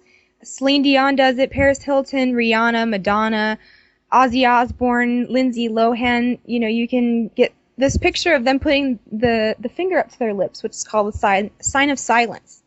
And this is a sign of secrecy regarding the mystery schools, and it's a symbolic illustration of one who has been initiated and illuminated. And in Thelema, which was Crowley's system, it's the affirmation of the station of Harpocrates, which is the Greek god of silence. And he was the child, the neophyte. You know, he's the trinity of Harpocrates, Horus, and Osiris. So always you got to take this back to the Egyptian, because that's where this all stems from. And that's when you get back and you find the original incarnation of these signs and symbols and how they relate. So it's a symbol of an initiate, but it also has another meaning in trauma-based mind control, which is also secrecy. You know, you don't talk about things that go on, everything that you're secluded and you can't, no one will understand you, so you might as well keep it a secret. And that's how they keep them locked up and isolated, because they think they have nowhere to go. No one will believe it anyway. And shame and guilt, incredible. There's a couple topics that I wanted you guys to touch on. Some important ones that, I feel are important for everyone. The zeitgeist topic would be a good place. The Eye of Hell and transhumanism. Okay. Yeah, drones and clones. Yeah, there you go. Yeah, definitely the zeitgeist, you know. Robots. It's their perfect mind control slave. What we're seeing now is a replacement of our divine abilities, which have been taken away by whatever, you know, our environment or belief systems. And now that we're waking up that we should be having these abilities such as telepathy or teleportation or whatever you have it, here they come with a technological solution saying that these aren't inherent. You need this other element, you know, which is a cell phone to communicate, or you need the internet to be connected or whatever. So it's total technology versus organic life, basically. Yep. And if you want to talk about zeitgeist, we can do that. Yeah, I think it's been an important kind of movement, I think, in a lot of different ways, because there are a good amount of, you know, good people out there who were woken up by zeitgeist. You know, it does present from the beginning a lot of information that would help, but there's also there's a dark side to it all, and I would kind of like to ask your help in illuminating others in that dark side. Well, let me say that I am a grassroots conspiracy theorist. I've made all my own films, I've produced them and put them out to the world. The amount of hype that came behind Zeitgeist on their first day of release is beyond. For me, as someone who is a grassroots, who is trying to just, you know, build a following or build a listenership, there's no way that if you just make yourself a film and put it out there that you could get the type of attention that Zeitgeist did. No way. I mean, I've tried every route and every way, and so for me, immediately, Zeitgeist was a red marker because of the fact that they had 1 million hits on their first day out. And this just doesn't occur. And then it just kept going and kept... Well, there's this great letter that it's kind of disputed, but I'm going to use it as a example anyway, by Civil War General Albert Pike, who's also the 33rd degree Scottish Rite. And he said that the Third World War would be fomented by taking advantage of the differences caused by agentures of the Illuminati between Zionists and Muslims and Christians and atheists. And so he said, you know, we'll unleash the nihilist and the atheist and provoke a social cataclysm that will make everyone disillusioned with Christianity, religion, and every other thing so that they can bring about the pure doctrine of Lucifer. And so this is talk about fomenting the Third World War. And Zeitgeist goes into that. I don't want to disrespect anybody who's been woken up by Zeitgeist or anybody in the Zeitgeist movement, because I have friends with that stamp on their Facebook picture, Yeah. But so what we have here is classic problem, reaction, solution. So you show the people what is wrong, and then you swoop in with your solution, which is the Venus Project. Yes. And let me just say, the first Zeitgeist movie, it's in 3 parts. Religion, I think it's taxes, and then it was... Religion, fiat 9/11. currency, and then 9/11. Yeah. And the religious section was very poorly researched, in my opinion. There's really only one book that even gets on that topic, and it has no foundation. Yeah, if you look, he's cited the same book like many, many, many, many times. So it's not just Jesus is Horus, and so you don't have to believe in anything anymore. They just want to get religion out of the way so you can be like, okay, that's done with. Now what? And so they're all turning to technology to save them. And you can see this in the movies with Transformers. Yes. Optimus Prime is a robot Christ who battles the Decepticon, the robot devil, also Terminator Salvation. And Wall-E is a robot Christ as well, who sacrifices himself for humanity. Second Terminator. But then talking about Terminator, so they have this thing they call Skynet, right, which is all the computers of the world linked together. And that's just like Venus Project, in my opinion. Yep. I've seen all 3. I know what they're talking about. They worship Jacques Fresco like he is God. Well, by the end of the film, if you start to get into the addendums, you find that they clearly state that humanity cannot be trusted, that we are evil, vile beings, and that the only way humanity could ever exist on planet Earth is if they are subservient to a supercomputer. Yes. So they don't give you any of that in their first part. And not only that, the supercomputer defines everything that you do. It builds your house, it regulates your food, it tells you what to do, like all these resource-based economies. So what happens when a human being is no longer a needed resource? Right, when the computer decides that we're just more of a problem. Yeah, so you program the supercomputer to get rid of the problem, and then it just eradicates humans, and then it's done its prime directive. Same old tale, Battlestar Galactica was very much that tale, and that's a Mormon belief system there. And they say repeatedly in that show that it all happened before and it'll all happen again. And I find it funny because in Zeitgeist they talk about the bear chip, which is so what's the difference between a bear chip and a Venus project? And now Venus is Lucifer. Right. That's what I was just about to get to. If you look up Lucifer in the dictionary, you'll find 2 definitions and then a sub-definition. The first 2 definitions of Lucifer in the dictionary are Venus, the planet, and a friction match. Now, if I could just toss in the friction match symbolism real fast, and this plays into Harry Potter and the Order of the Phoenix and everything else, how they had a secret society through Sirius Black. All this ties into the same mystery school teachings that we're talking about. But when you look at this puzzle and you see the Venus Project and the Lucifer, okay, then you get to Phoenix Pictures, which uses a friction match as their icon, as their logo. So a Lucifer Pictures that burrows up into a fiery phoenix, the idea of the Illuminati coming out and taking over. And their 3 films that they were really known for was child labor camps with Disney, which was called Holes. And so this was a Phoenix Disney combination with Sigourney Weaver teaching about child labor camps. And then they put out The Sixth Day with Arnold Schwarzenegger, who was pushing the human cloning and stem cell research for human cloning. And that's what The Sixth Day was all about. And then you get Apt Pupil, which was a story written by Stephen King, which is all about Nazi worship. And all under the banner of Lucifer or Venus.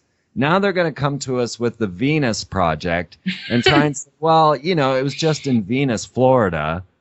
Well, guess what? So is Celebration, Florida. Yeah. And, we're back to Disney again. I mean, Venus, Celebration creeps me out. I don't understand how one man can design a whole community, because you can't. Especially a man who hates children. He says in the future we won't want to have children. He actually says that children are a pain in the ass. So whatever he's doing, it's not for the future of the human race. And Which there's really boils down to what is civilization for. You know, it seems, as we could tell, just to mine this planet for resources And human resources. and the human resources. Because they need our emotions as well. You know, they feed off all types of Monsters Inc. That Exactly. movie, when I saw that movie, I was like, okay, bingo, here we go. Because fear and then laughter, which is love, and it shows the power, enough to power, the whole city? It's like a battery. Yeah. That's the moral of the movie was laughter was more powerful than screams. Yes. But talking about vampirism, another form of that is psychic vampirism. And it's an actual thing that people live off, you know, chi or prana or whatever you call it, is energy that they suck off you because they have no outlet for themselves. Here's the crux of the problem, is that we've been separated from our very natural system. If you look at money destroys all synchronistic miraculous events because now you believe you deserve it. You have earned enough of these magical notes in order to deserve something. And so now there's no more miracles in your life, no more giving and receiving, and no more blessings from the great force of the universe, right? God or whatever. You are now solely in charge of your reality by collecting these magical notes. In the same way, we have been separated from the natural beauty. So even to the point where if you look at landscaping companies, they only produce sawgrass and prickly bushes and violent plants because you have to protect your home, right? So you can't even get beautiful, loving, food-bearing plants in your yard or in your business or anything. You got to grow some sort of prison system out of the plant form. So even our plants are becoming ugly and aggressive and being replaced by all the beauty. And as we have been separated from the beauty, we then start to generate what are called control dramas, which are methods of psychically sucking the energy out of other people. And this is the cause of all conflict in our planet. So now we have an understanding that we have trained ourselves as children to build up these control dramas that then we use later in life to suck the energy off of others. So you got people who will never shut up, or an intimidator, an interrogator who's sucking all your energy and doesn't let you get in a word, or those people that go to make sure that you can't get a word in edgewise, while they think of something else to say. And all these different methods, or being aloof, going off and hiding in your corner, making people come ask you what's wrong. This is another way of psychic vampirism. And if we were able to start to understand this and then regenerate the beauty in our lives and be able to see and gather energy from the beauty around us, then we could share that beauty and that energy easily with anyone that's lacking, and we would not suffer ourselves. And so part of this whole system is to remove us from all of that natural beauty and replace it with this aggressive type of money worship, things of that nature. And the solution lies in us returning to the beauty, returning to gathering energy psychically from the love, animals, plants, everything around us, and then sharing that with the others, because there is only one cure to trauma-based mind control, and that is nurturing. That's it. There's no other way out. And each of these girls that are being put through these rituals, poor Brittany, even poor Gaga, are actually victims that deserve our nurturing, our love. How many people said, "Oh God, I'm glad that bitch is dead," when Anna Nicole died, And they're victims of victims of victims, and you cannot blame them. Even George W. Bush was a victim. This is a bloodline of traumatized, brain-damaged people. And I mean that in every sense of the word, because their brain has been damaged by going through what they had to go through. And getting back to what you said, what is civilization for? Colin Wilson has a great quote about that. He says, "Modern civilization induces an attitude of passivity. So when a Stone Age hunter set out to trap a wild animal, he was aware of his will as a living force. But when a modern city dweller walks down a crowded thoroughfare, he feels no sense of challenge or involvement. His city was built by other people, and he can go through an ordinary day's work in a state approximating sleep. Most of his routine tasks are carried out by the robot, and there is neither the need or the opportunity to use the will." So sorcerers and robots will always go together. And now that I've said this, you'll realize that it's true if you keep on watching because they've always used technology to control the masses. Mm-hmm. So along with, there's Michael Aquino. He was the man who was too evil for the Church of Satan, and he split off and created the Temple of Set, which is what we were talking about, the Egyptian god Set versus Horus, the pedophile rape. Okay. He was a national security agency general and an army specialist in intelligence and psychological warfare, and he wrote a paper called From Psyop to Mind War, The Psychology of Victory. And in it, he states that enemy populations could be subdued by inflicting a state of terror or feelings of imminent destruction, and capitulation of violence can be induced by ELF waves. Which is where we're at right now, where everybody feels that we are at the end, and there is no time left to grow your garden, no time to go out and share with your friends, no time left at all. Yeah. And we're stuck in the reptilian brain because that generates the fight or flight status.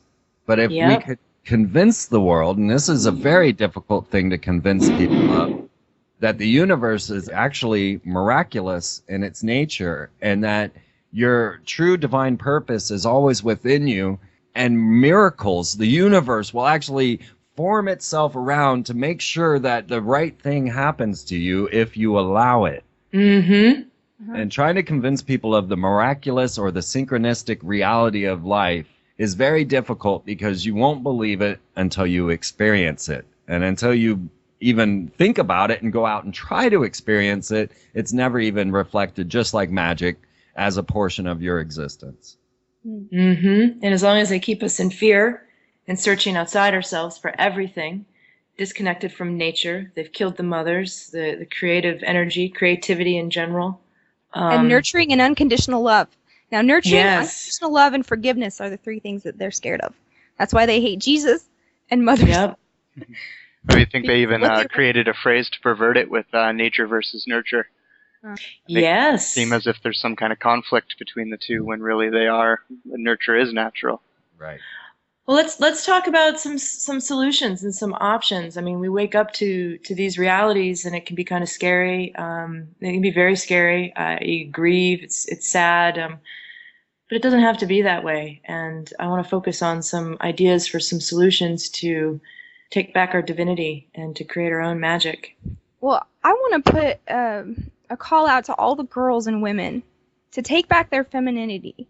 Thank you. Quit listening to Hollywood and the magazines and technology and materialism, and realize where your power comes from. And it's nature. It's Mother Nature. You're put here to nurture and feed things. That's why you have breasts. Right? So if every girl could go back to the kitchen, I'm sorry, but that's where we're supposed to be at, and it's fun, and it's your true soul's purpose to be feeding things. And the world and our lives revolve around food. As we go out into rainbow gatherings, gathering with 10 to 20,000 other blessed beings in the national forest, you'll see quickly that everything revolves around the kitchen. It is the heart of anything that goes on. And we are in a position now where we can't even call our stuff food. I mean, fast food, whatever. You can't eat out there. We drove 1,000 miles across the country, and there was no food. We had to starve. Off the highway. Oh, yeah. It's bad. It's Pizza Hut, Subway, Okay, so within a solution is providing this love vibe into the food. So now you have people out there working a job that they hate it. So you've got an angry, aggressive person that hates doing what he's doing, cooking your food, and you're eating that. And you don't understand. Thank you for bringing that up. Yeah, it's the same thing with like Dr. Emoto and what he says with water, and the same exactly. thing. Yeah. And so one of the very simple solutions is to feed others, and you will see this vibration, whether you recognize it or not, will spread through these people. And so one solution is to get back to nurturing, cooking, and having block parties. Go out and get to know your neighbor. Yeah. It's so easy. You remember when kids used to play in the streets? I mean, that was just my generation. It's gone now. It's gone. You don't see that anymore. We all played in our front yards. We all had imaginations of incredible will. You could create a no time zone where a plant became this beautiful world that you had now inhabited, and you lost all sense of space and time until your mother was yelling to come in for dinner.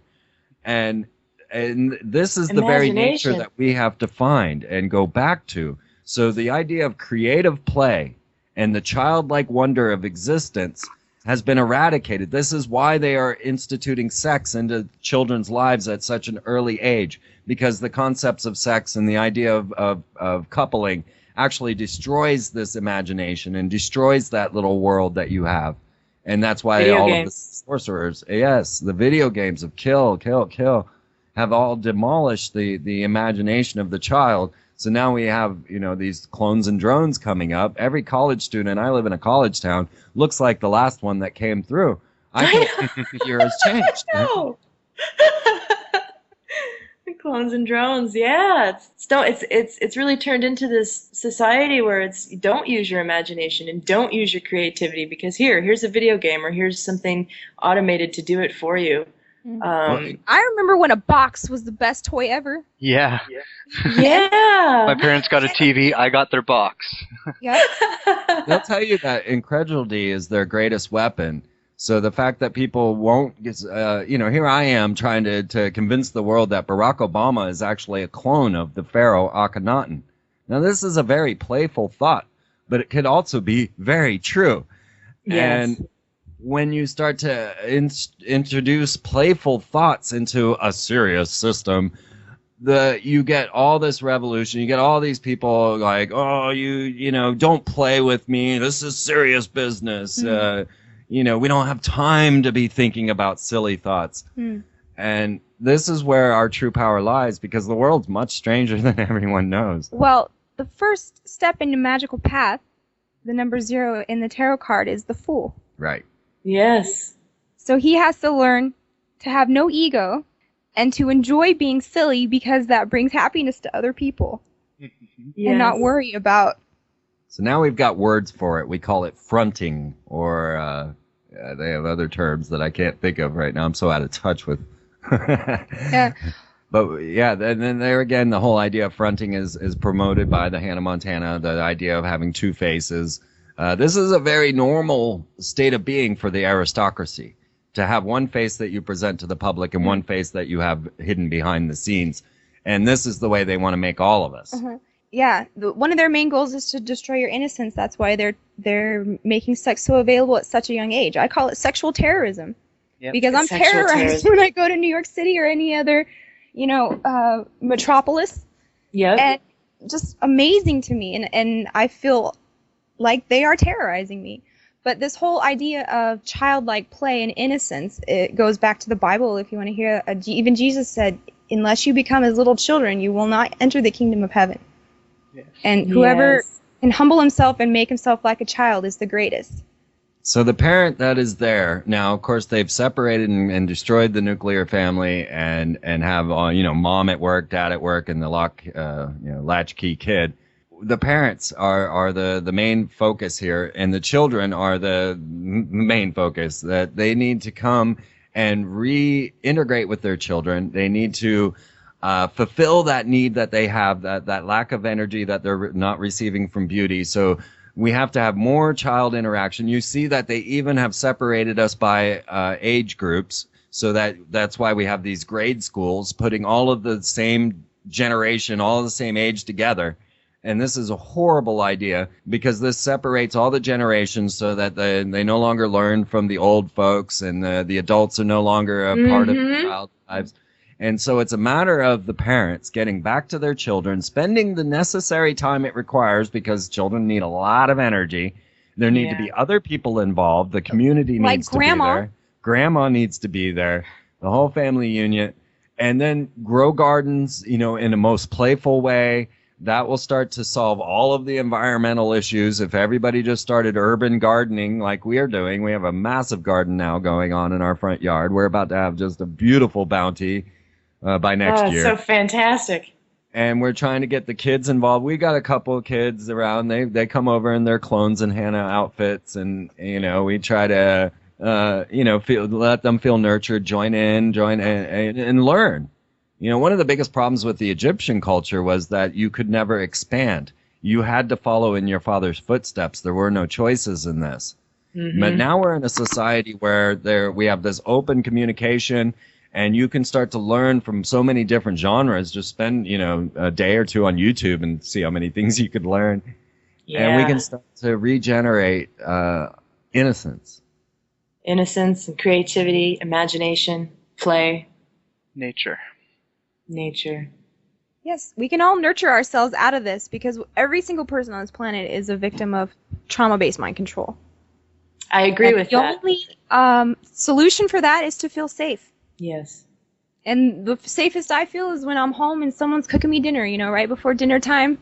Yeah. And it's just that moment where you could do anything because you don't have to worry someone's going to take care of you, and you can make a painting, or you can go play outside or plant a seed or do whatever. So we just got to start feeding each other. And they even messed with that as well, with fast secure. food and don't sit down and have dinner anymore. Don't come together as a family. Be separate. I started working as a chef because I loved cooking food, and a couple years into it, that love quickly changed faces, and I noticed that even going home and trying to cook, for other people, by the time I was done cooking, I wouldn't even want to eat because I felt so awful. Yeah. And that's just indicative of what you're saying there, that creating it as a job and putting a price tag on it and everything else that they've done, even with food, has almost subconsciously perverted it to all of us. Fast food is classified as a weapons system by the military. Yeah. McDonald's, Burger King, these are not places that just spawned, and you can see in my corporate logo studies that these are not just happenstance things, that these were planned and initiated. And actually, if you ask the McDonald's corporate official what their job is, it's actually real estate, because they own property in the Vatican, at the pyramids, at the, they own all the prime real estate. And then the food itself is actually as a weapon system. And you can hear Kathy O'Brien come out about McDonald's French fries. You can find Lindsay Lohan trying desperately to get McDonald's French fries into her rehab, where she had placed herself for $50,000 a night. You can find Britney Spears discussing McDonald's French fries. How many photos of the paparazzi did they have Britney pulling up to McDonald's? Yeah. Yeah. What's in those French fries? They don't even rot. I know. Don't. You can leave a Happy Meal in your car for a week and it will look exactly the same. Yep. Probably taste the same as well.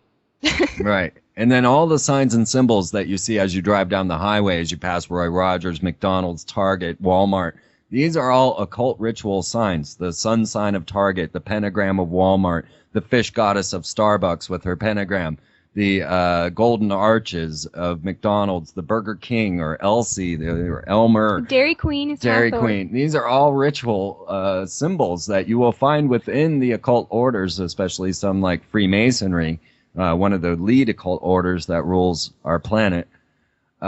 These are actually occult signs and symbols that are constantly being broadcast in your brain as you drive down the road. I mean, and we've gotten to the point now where you can't tell what town you've driven into because it's, it's the same corporate logo after. Oh, you know what? It looks like it. It reminds me of regurgitation. I lived in Florida for a little bit before here, and you drive from town to town, and I felt like somebody just threw up. It was like repeat. As soon as you got into, here's McDonald's, here's this, here's that, same things over and over. Well, we had a funny story trying to find a friend's house, and he's like, well, when you see the McDonald's, make a left, and then, when you see the Walgreens, you're almost there. And we're like, we saw like 4 McDonald's and Walgreens already. We're lost, man. There's no landmark. We weren't even on the right side of town. No, we weren't. Yep. You can leave town, the parking lot of Target, Best Buy, and Home Depot and drive 1,000 miles and pull off the highway, and you're going to be at Target, Best Buy, and Home Depot. Yes! Time loop. That's it. Repeat. Yeah. Where am I? Here I am. I was there. Where? Right here. This whole concept really stemmed from Walt Disney and the idea of the experimental prototype civilization of tomorrow, which is Epcot. And when you walk into Epcot, you give them your credit card information, you buy your couple $100 tickets. Then they say, well, your tickets might not be safe. Why don't you give us your thumbprint? So then you got to give them your fingerprint. Then you go into the big ball, which is owned by Siemens, whose very corporate logo is on the Auschwitz prison camps. And you go into Siemens' big spaceship Earth, and there they take your picture, and they ask you where you're from, and all of a sudden you see your image floating to your hometown. So now they've got your credit card information, your biometrics, your face, your fingerprint, And you're all stuck inside of this experimental prototype civilization controlled by every military industrial corporation out there, from GE, RCA, Martin Marietta, who builds nukes, UNESCO, It's a Small World. They were eugenicists, guys. Yeah. That's the programming in there. Or you come out of Space Mountain after you've been traumatized in the roller coaster, and they show you how you're going to live your future. And this is predictive programming so that you will expect this in the future. And then they serve you the most god-awful food that you've ever eaten in your entire existence and charge you $23 for a burger, and you're trapped in this experimental prototype civilization, and you can't escape, so you have to eat the food. And pretty soon that will be our world. Oh my gosh. No. Let's tyranny loves conformity. Yes. And they can't handle anything that's imaginative or creative or outside what they have control over. So it's time to use our imaginations and create and get back in touch with nature. Well, even Walt Disney calls it Imagineering. Yes, so thank you. At the subatomic level, if you believe in quantum mechanics, we are actively imagineering the world into existence. So with all the Hollywood programming, we create what they program into us. Yes. That's funny. Consciousness. I'd wondered about Satanism because they push something very similar to that ideal. I'd wondered if that was kind of a part of their program, that they put that out to make everyone who thought, you're going to think for yourself, you're going to create your reality, you're a Satanist. Let's put you over here, you worship the devil. Well, let's just talk about magic and Satan and Christianity for a second, because I was never allowed as a child to read occult things. I was only allowed to read about the occult through the eyes of Christianity. Yes. Which was a good lesson. I mean, my family, instead of playing Monopoly, we played Bible Trivia, Scholar Edition, and I didn't have comic books. I had Chick Tracts comics. It tells you the history of the Catholic Church, and it even goes back to Babylon and Semiramis. So there's a lot of good stuff there. But when I grew up, and I cracked open my first book on occult magic. What is it about, right? And the first lesson was the lesser banishing ritual of the pentagram. And here, you're calling upon guardian angels, which my mom always called upon. She loves Jesus, and she would never have anything to do with Satan or evil. But this occult ritual of the pentagram, you call upon Raphael, Gabriel, Michael, and Ariel. And actually, if you read, the purpose of magic is to unite yourself with your holy guardian angel. And the word of power, the most powerful word in ritual magic, is the tetragrammaton, which is the name of God, or Yahweh, YHVH, Yud-Heh-Vav-Heh. And so it gets very confusing. What is devil worship and what is worship of God? And the occult is all tied up in there, and it's not what you think it is. Absolutely. I thought that was the most ironic part about calling it evil. Even the lesser banishing ritual is based on the Lord's Prayer from Matthew 6. Well, look at Catholicism. I grew up as Catholic. I was brought up Catholic, and then when I got into high school, I was introduced to some Wiccan things and some witchcraft, and I was like, wow, Catholicism has an altar, and they burn incense, and they're drinking blood and eating the body of Christ, and wow, isn't it so similar? I remember at a very young age, like, what is this? Because you cannot do magic without emotions. And this is another very huge piece of the puzzle, because what they want is to save us from our emotions. So when you see the technology and the robots and even Cybermen of Doctor Who, we're going to rescue you from your pain because it hurts, but your emotions are your moral compass.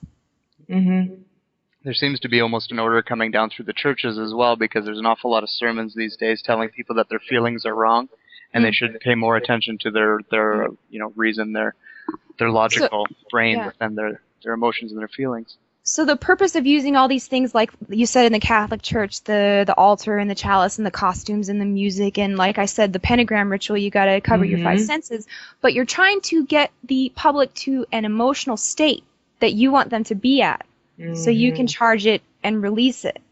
Now, if you want to call it sorcery, then you'd be right. So wow, yep. And look at what they get when they gather around, like with the Pope, and it's amazing. Yeah. Well, Two things.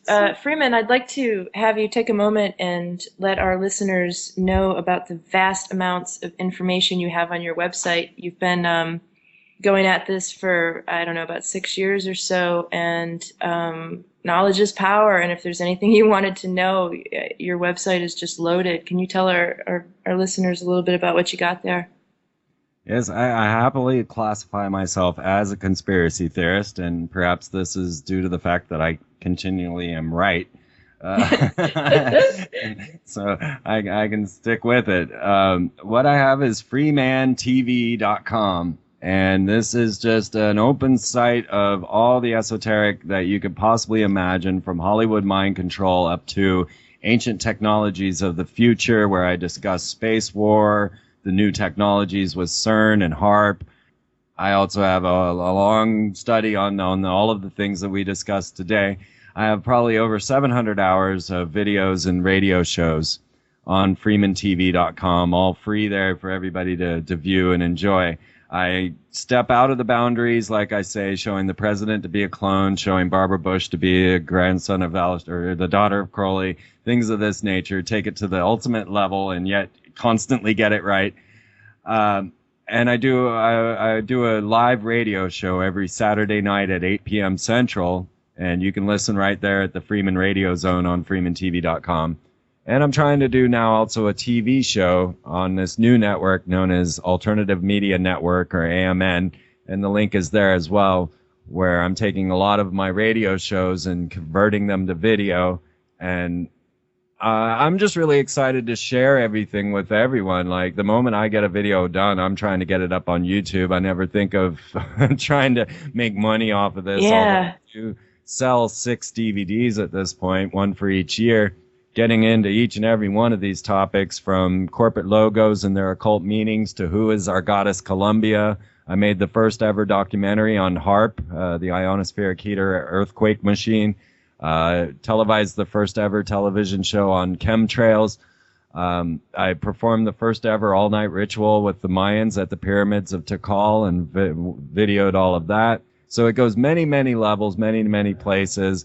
And I did end up putting them in DVD format for people to purchase because they like to help me continue. And that's the one way, that and donations, that I keep the show on the air.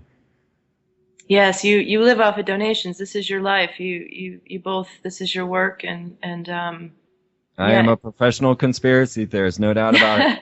And I've now had children go out and give reports on Barack Obama being a clone of Akhenaten and getting A's in their classroom because I give you enough evidence to wow your own teachers.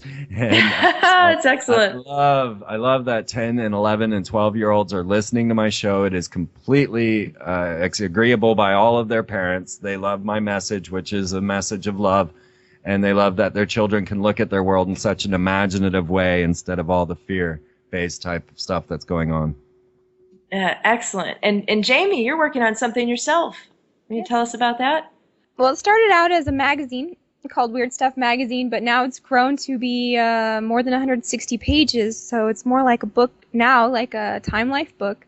Nice. Fully color illustrated, images on every page. It's in magazine format, but it's got 20 different articles about it's called Operation Culture Creation. Weird Stuff Encyclopedia. Yeah, maybe next time we can get into the drones and clones and robots and my own system of magic, which is a counterspell to Crowley's Thelema, and I call it Slack Magic. So maybe we can talk about it next time. So that is Slack Magic versus Black Magic. Yep. Excellent. Oh, I love it. That's fantastic. Any predictions you want to make? I know every now and then you foresee things. I predict everyone getting their hands in the dirt and making this world green and beautiful again. I've seen it all over Lawrence. As soon as we started the project, we started walking around the neighborhood to get some ideas and to see who else was into it, and lo and behold, it was everyone. And so I was like, they're ahead of me, but it's awesome because, you can't lose when people are growing things. Yeah, I'm very optimistic. I mean, people are, doom and gloom in 2012, and I'm like, man, this is what totally turn this around. Absolutely. The only predictions that would come from the negative sense is if people didn't get a grasp of what we've been explaining here, and then we could easily predict what would occur because it's all programmed in there. And this is how I make my predictions, in that people follow the programming. So hopefully any of my predictions from now on will be false and faulty. I would be more than happy to see that happen, because I had predicted 9/11. I did predict the banking crash in 10/13. I did predict W being forced into office and that Barack Obama would not be considered an American citizen. This is all just because that is the scheduled program that we are witnessing. So the predictions become easier and easier as you understand the programming more and more. And currently, as we were discussing with Albert Pike, who is the Grand Sovereign Commander of Freemasonry of the Temple of the 33rd, who predicted the 3 world wars, or outlined them, actually, to tell how they would be. Outline the script. Yes. We can see this coming into full fruition through Barack Obama and the things that he is doing, which I outline on my show. And if the script were to be followed and everybody not to catch on, the next thing to occur would be the Vatican taking the Temple Mount back to the Christian roots, back to the Vatican, back to Rome, away from the Muslims. And this would be the very event that would spark the World War III that Albert Pike predicted. So I would believe that this was going to occur on a ceremonial date of the 4th of July. There are many reasons you can find on my website. We won't want to get into that. So if everybody just stays clones and drones, then the next major event will be the Vatican taking the Temple Mount, and this being the spark of World War III. So everyone can hear the key there. That means if you take some responsibility for yourself, it will pay forward to others, and we can get out of this jam. Yes. Yeah, Getting collectively. out of this is so easy. Yeah, it is. So and easy. fun. And fun. And healthy. It is. Yes.